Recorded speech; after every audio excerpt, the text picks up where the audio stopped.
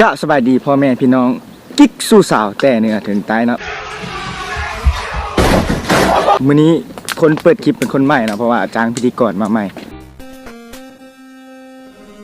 เมาอยู่มาพบกับคลิปใหม่ของมึงเฮาเป็นงานตอนรับแขกท่านผู้นำมาจากเมืองแขกแข่งขมวนเนาะทีมงานสบายดีนี่มัน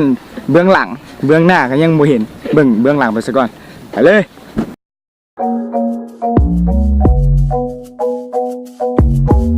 ตอนนี้มาฮอตงานแล้วในงานแล้วเบิ่งผู้ชมวงนี้เกี่ยวแล้วสาวข้างหลังน้องใหม่มีตะปูหล่อๆ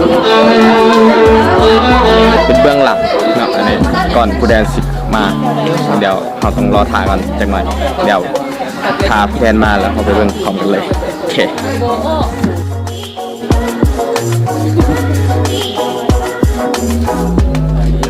ไปดี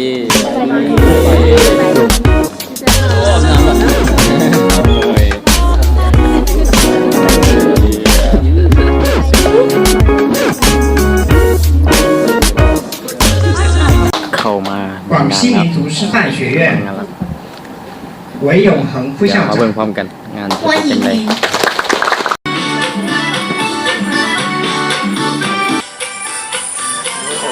สาวฟอนงามลายงามเดี๋ยวเบิ่ง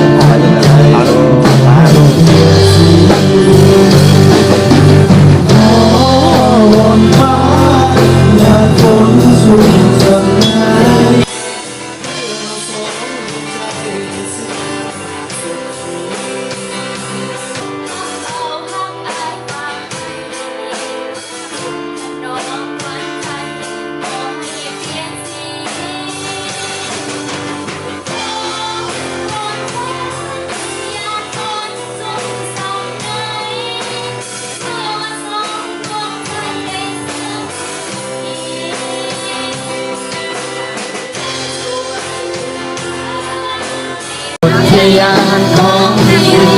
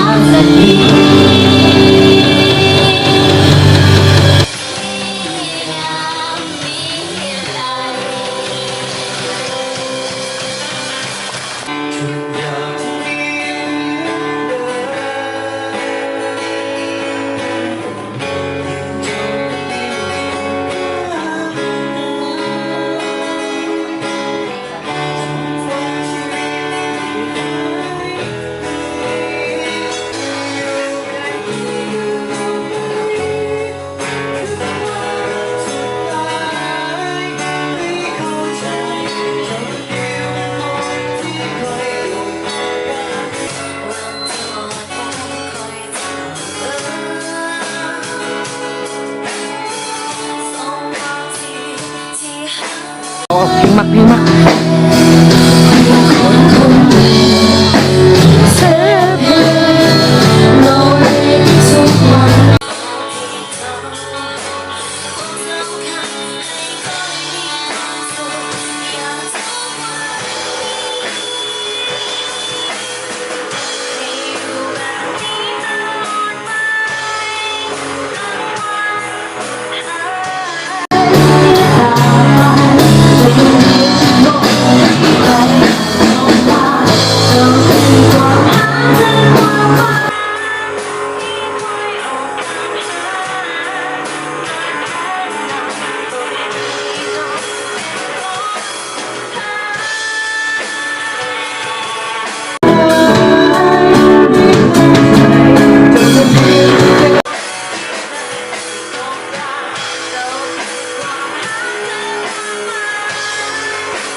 เราอยู่กับทรายหล่อ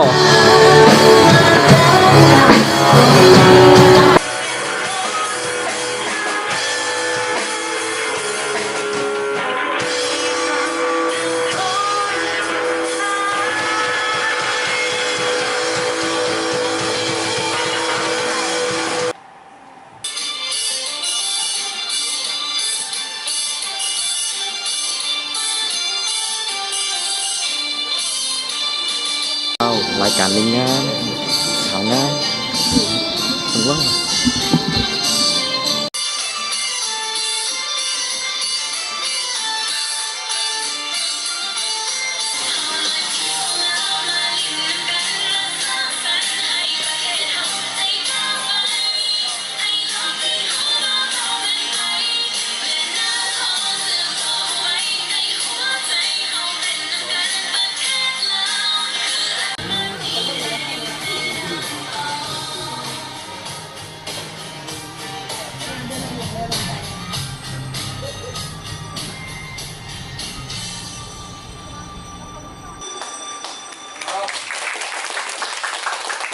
พิธีกรขอแสดงความมุ่งคุณขอบอกขอบใจและขออวยพรแด่คณะประธานผู้อาจารย์พร้อมด้วยบรรดาแขกผู้มีเกียรติตลอด รายการจบลงแล้ว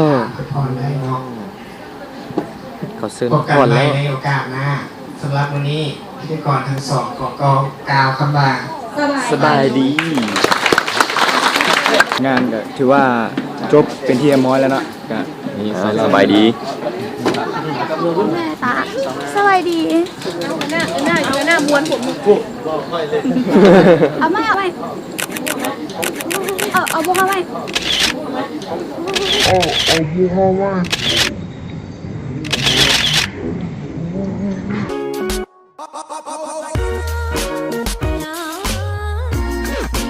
เนาะอันนี้ก็แม่นขบวนของคนเมืองตะแคกแข่งขมวนเป็นคนที่ว่าหน้าตาดีที่สุดในโรงเรียนนี้เป็นขบวนของ คนนี้นะคนนี้ ข เนี่ย องเมืองตะแคก ดีขึ้นแล้วคนนี้นะ พอแต่ว่ายังบ่เท่าผู้นี้โหดกว่าผู้นี้รอบแต่ผู้นี้ว่าค่อยจบยังบ่จบรอบไปสุดท้าย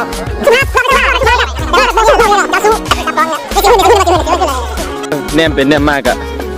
คนตะแคกหน้าตาดี คอยลอกก็มูสุ่มสนไทยบ้านตะแคก ห้องตากับค่อยอะห้องตา เขาเห็นมันออกกองต้นเขาเลยมันจะกระโดดอยู่ในกองตลอด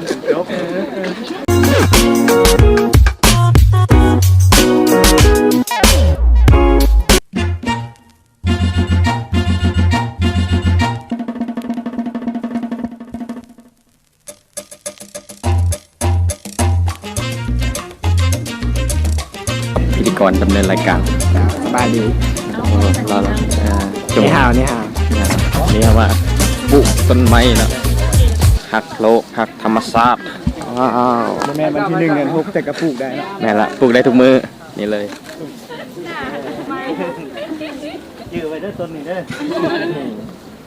คุณนั่งมาปลูกไว้ให้อยู่ห้องเดียว แม่ตรงนี้หลายได้โจเลยเราซื้อจักรยาน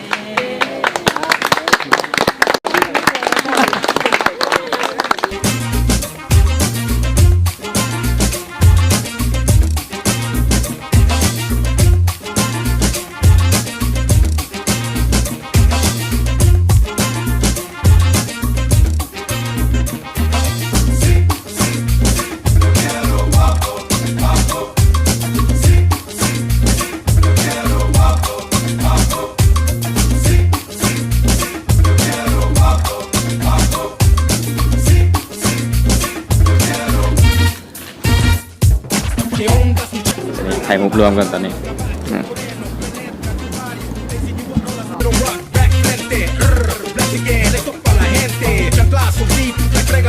ออกจากห้องประชุมแล้วเมื่อกี้เนี่ยยางมาคนเครื่องเก็บเครื่องเมียนของในความเป็นจริงเลย